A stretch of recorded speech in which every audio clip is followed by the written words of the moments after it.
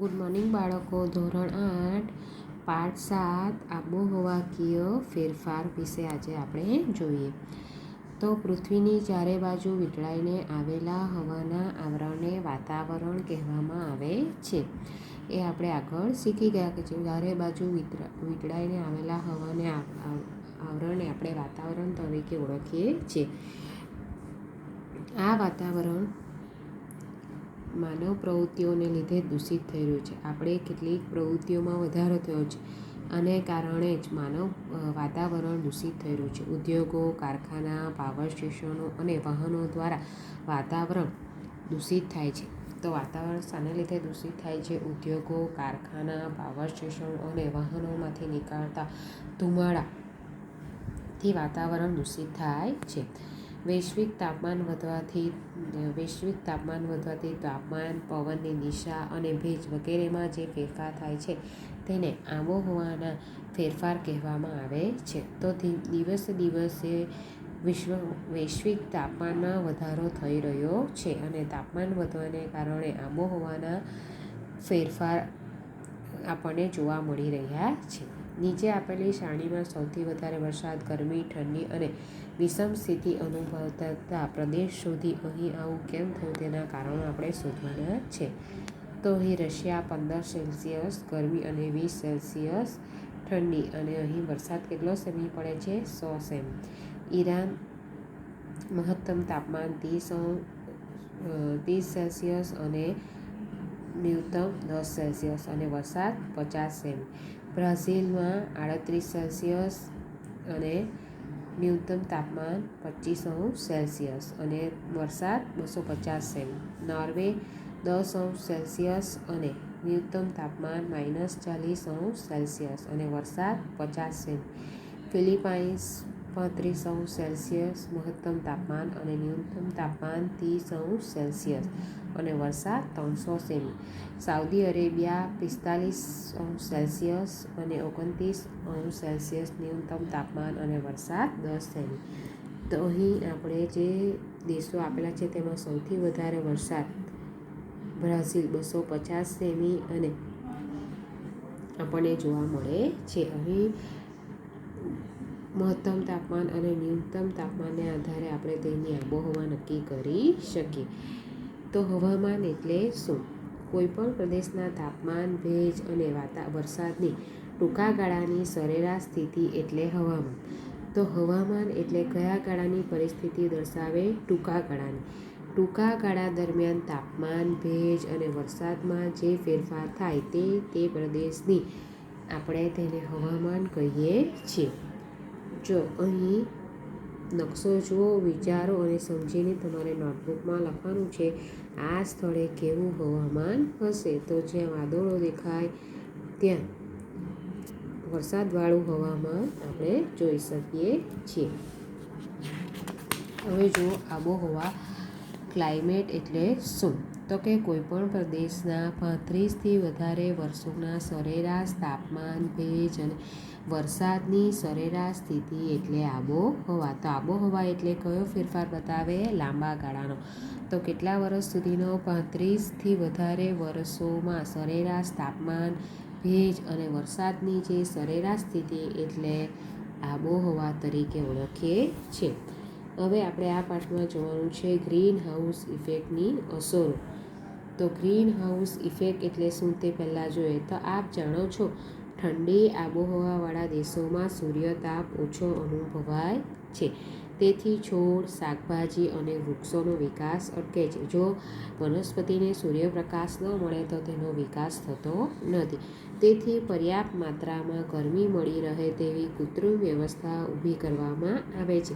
તે માટે કાચ કે કાપડની છત રાખવામાં આવે છે જેથી અહીં ગરમી જળવાઈ રહે છે, જેને ગ્રીન હાઉસ ઇફેક્ટ કહે છે. વનસ્પતિ અને છોડનો અને વૃક્ષોનો વિકાસ થાય તે માટે ગરમી જળવાઈ રહે તે માટે કાચ કે કાપડની છત રાખવામાં આવે જેથી ગરમી જળવાય, જેને આપણે ગ્રીન હાઉસ ઇફેક્ટ કહીએ છીએ. હવે વિચારો. ઠંડા પ્રદેશવાળા દેશોમાં ઘરના બારી-બારણાં કાચના શા માટે રખાતા હશે? તો આપણે જોયું કે કાચની બારીમાં અંદર ગરમી જળવાઈ રહે છે. આથી ઠંડા પ્રદેશવાળા દેશોમાં બારી બારણા કાચના રાખવામાં આવે જેથી કરીને અંદરનું તાપમાન હૂંફાળું જળવાઈ રહે છે અને બારી બારણા બંધ હોવા છતાં અંદર સૂર્યપ્રકાશ મેળવી શકાય છે. બદલાતી આબોહવા ક્લાઇમેટ ચેન્જ. ઉપરના ચિત્ર માટે તમારે એક વાક્ય લખવાનું છે. હવે જો ગ્લોબલ વોર્મિંગ વૈશ્વિક વૃદ્ધિ એટલે કે આખા વિશ્વમાં તાપમાનમાં વૃદ્ધિ થઈ રહી છે એટલે શું? તો ગ્લોબલ વોર્મિંગ એટલે પૃથ્વીના વાતાવરણને ગરમ કરનારી green house effect. Green house effect એટલે કે સૂર્યના કિરણો સાથે આવતી ગરમીને વાતાવરણમાં આવ્યા પછી પૃથ્વી પર અથડાઈને પરાવર્તન પામી પાછી અવકાશમાં જવા ન દેવાય તેવી સ્થિતિ. તો સૂર્યના કિરણો જે પૃથ્વી પર આવે અને વાતાવરણમાં આવ્યા પછી પૃથ્વી પર અથડાઈને જે પરાવર્તન પામી અવકાશમાં પાછા ન જવા દેવાય તેવી સ્થિતિને આપણે ગ્રીન હાઉસ ઇફેક્ટ કહીએ છીએ. આવું કંઈક કરીને શીખીએ. ધાબળા ઓઢીને 10 મિનિટ સૂઈ જાવ. શું અનુભવ? Global warming. જો આપણે ધાબળા ઓઢીને 10 મિનિટ સૂઈ જઈએ તો આપણે અંદર ગરમાટો અનુભવીએ છીએ. હવે જો ગ્લોબલ વોર્મિંગ શાને કારણે થઈ, પૃથ્વી પર ગરમીનું પ્રમાણ શાને કારણે વધ્યું તે આપણે જોઈએ. આપણે વર્તમાનપત્રોમાં કેટલાક સમાચારો વાંચીએ છીએ. તો કે પશ્ચિમ યુરોપમાં સરેરાશ 5°C તાપમાનમાં વધારો અને ગરમીનો અનુભવ. દાર્જિલિંગ 14°C, મહત્તમ તાપમાન 28°C પહોંચ્યું. ઈસવીસન 2009. રણમાં હિમવર્ષા. મુંબઈમાં એક જ દિવસમાં 942 મીમી વરસાદ. ઓસ્ટ્રેલિયામાં ગરમીને ઊંચે ચડતો પારો. સુંદરવન ડૂબી રહ્યું છે. નેપાળમાં કુબુ નામની હિમનદીમાં 5 કિમીનો ઘટાડો. એન્ટાર્કટિકામાં 35 દિવસમાં 3250 ચોરસ કિમી બરફની છાજલી પીગળી ગઈ અને નદીઓમાં પાણીના સ્ત્રોતો ઘટ્યા. આ બધી અસર શાને કારણે છે? ગ્લોબલ વોર્મિંગને કારણે. તાપમાનમાં વૃદ્ધિ થવાને કારણે નદીઓમાં પાણી, હિમનદીઓમાં પણ બરફો પીગળવા મળ્યા છે. ગરમીનો પારો કેવો ચડ્યો છે? ઊંચો ચડ્યો છે. તો કોઈક જગ્યાએ એક જ દિવસમાં આપણને વધુ પડતો વરસાદ જોવા મળે છે. હવે જો પૃથ્વી ગરમ કેમ થાય છે? તો કે ગ્રીન હાઉસ ઇફેક્ટમાં સક્રિય ફાળો આપતા carbon dioxide, methane, nitrous oxide, chlorofluorocarbon એટલે કે CFC અને હેલોકાર્બનને ગ્રીન હાઉસ વાયુઓ તરીકે ઓળખવામાં આવે છે. આ વાયુઓનું પ્રમાણ વધવાથી આબોહવા પરાવર્તન ક્લાઇમેટ ચેન્જનો પ્રશ્ન ઉદ્ભવ્યો છે. આબોહવામાં પરિવર્તન જોવા મળ્યું છે. તો આ બધા ગરમી ઉત્પન્ન કરનારા વાયુઓનું પ્રમાણ વધવાથી આવા આપણને પરિવર્તનો જોવા મળ્યા છે. છેલ્લા 100 વર્ષમાં તાપમાનમાં 0.6°Cનો વધારો થયો છે. અહીં જુઓ, કાર્બન ડાયોક્સાઇડ 64% એટલે કે CO2, ફ્લોરોફ્લોરાકાર્બન એટલે 65%, CFC, મિથેન 10%, હેલોકાર્બન 0.5%. વિશ્વનો દરેક માનવી 4.5 મેટ્રિક ટન CO2 છોડે છે. આજથી 100 વર્ષ પહેલાં CO2 275 ppm હતો. આજે તે 350 ppm થયો છે. એટલે કે શું થયો છે? કાર્બન ડાયોક્સાઇડમાં આ CO2માં વધારો થયો છે. અહીં જો ppm એટલે કે પાર્ટ પર મિલિયન એટલે કે 10 લાખનો એક ભાગ એટલે કે 0.26% હોય તો 280 ppm કહેવાય. છેલ્લા 150 વર્ષમાં પૃથ્વી પર વધેલ સરેરાશ તાપમાનનો આપણને ગ્રાફ બતાવેલો છે. તો દિવસે દિવસે આ ગ્રાફ કેવો જાય છે? ઊંચો. એટલે કે તાપમાનમાં વધારો થઈ રહ્યો છે. ચા કે શાકમાં ખાંડ કે મીઠું કેટલું નાખવું તે આપણે જાણીએ છીએ.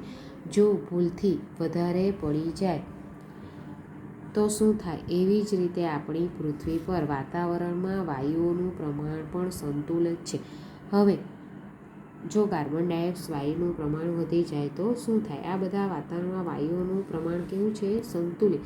પણ જો કોઈ એક વાયુનું પ્રમાણ વધી જાય તો શું થાય? તો કે કાર્બન ડાયોક્સાઇડ વાયુનું પ્રમાણ વધી જાય તો ગરમીનું પ્રમાણ વધે છે અને ગરમીનું પ્રમાણ વધવાથી આબોહવામાં ફેરફાર જોવા મળે છે. તો આ આ બધા ફેરફાર, આ ગરમી વધવાથી એક આબોહવામાં કયા કયા ફેરફાર થયા તે અને શાને કારણે ગરમીનું પ્રમાણ વધ્યું, આપણે કયા કયા એવા સાધનોનો ઉપયોગ કર્યો જેને કારણે ગરમીનું પ્રમાણ વધ્યું તે વિશે આપણે આગળ હવે પછીના વિડીયોમાં સમજ મેળવીશું. Thank you.